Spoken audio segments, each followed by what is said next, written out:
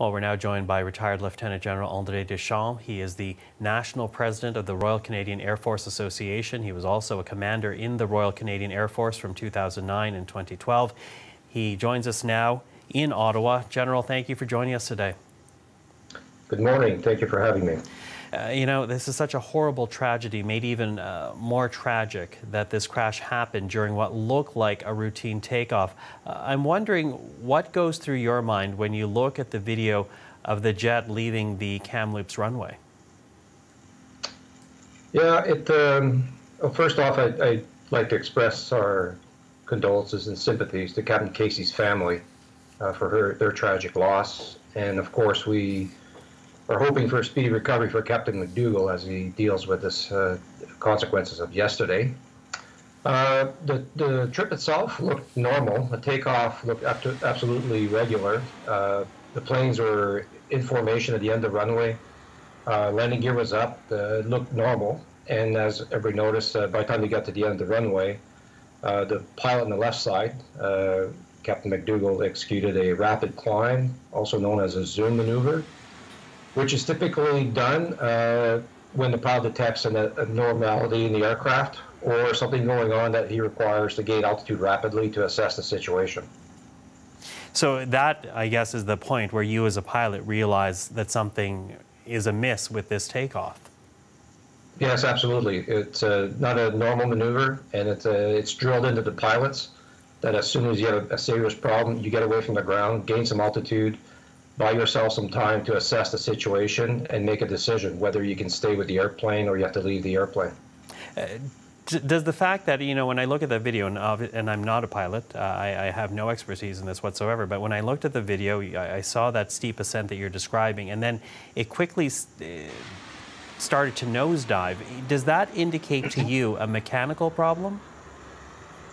Well, I think, again, the cause of the accident, I think the fact that the pilot is still with us is great. They'll be able to, when they're able to talk to him, find out what happened. Why it happened will be another series of investigation. If it's a technical issue, they'll have to analyze whatever components they think could be at fault to make sure they understand the issues and then take corrective action if that's required.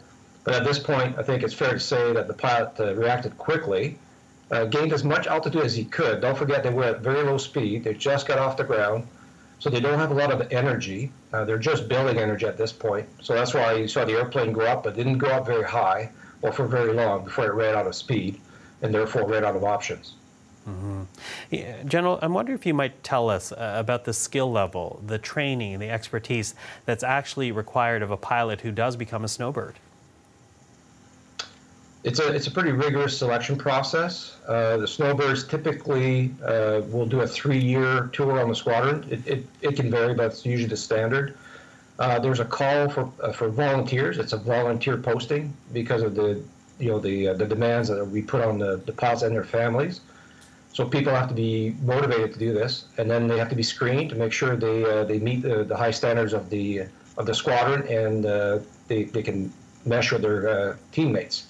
It's very much a small unit, so it's absolutely team dynamics at play here. So people have to fit. So there's a rigorous screening process. If they're chosen and they pass the initial screening, and then they go into, usually in the fall, they start doing the training with the rest of the team. So they have to build up, because nobody flies the Tudor anymore as a normal line aircraft. It's only for the Snowbird. So there's a conversion to the airplane required. So there's a period of several months where the new pilot has to learn how to fly the airplane. So just get comfortable with the airplane, get comfortable with the way it performs aerobatics, and then you start building up from there, growing the number of formation players until you get to the full 9 snowbirds. Is it safe to say then this is the best of the best that actually gets to become a snowbird? These some are most highly skilled pilots in the Air Force. So I wonder then, you mentioned the Tudor, and to my understanding you're talking about a plane that's what, nearly 60 years in age. Could the plane's age be a factor in what happened yesterday? Again, it's too soon to tell. I think that's what the investigation will uncover very quickly, I would expect. The airplane has been in the training role since 1964. I flew the Tudor when I went through pilot training a few years ago. It's a very, very capable airplane, super reliable. It's very robust. Not a lot of extra bells and whistles, so it's designed for the training environment. It's also a very stable formation platform, and that's why it was the platform of choice when we stood up the Snowbirds in 1971. It is, pushing 60, and therefore there's an expectation that the platforms will be renewed at some point this decade. Mm-hmm. And again, so tragic because not only were they not in formation, this was just a plane that was, to my understanding, going from Kamloops to Comox to get ready for its next demonstration to support people in the age of COVID-19. I wonder, General, what kind of impact does this tragedy have on the squadron and on the RCAF as a whole? Well, as you can imagine, as I mentioned, it's a small unit. There's only about 80 or so people between the maintainers, administration, and the pilots. When they go on the road, there's a couple dozen folks between the pilots and their maintainers and the logistics folks. So it's a small team. And like all sports team, they have a very tight team dynamic. What happens to one happens to the entire team. So you can expect that this is having a deep impact on the team. But they're tough, resilient. 431 Squadron's gone through some of these challenging times before, and they've come through the other side as professionals, as they always do. André Deschamps, I want to thank you for the time today. My pleasure.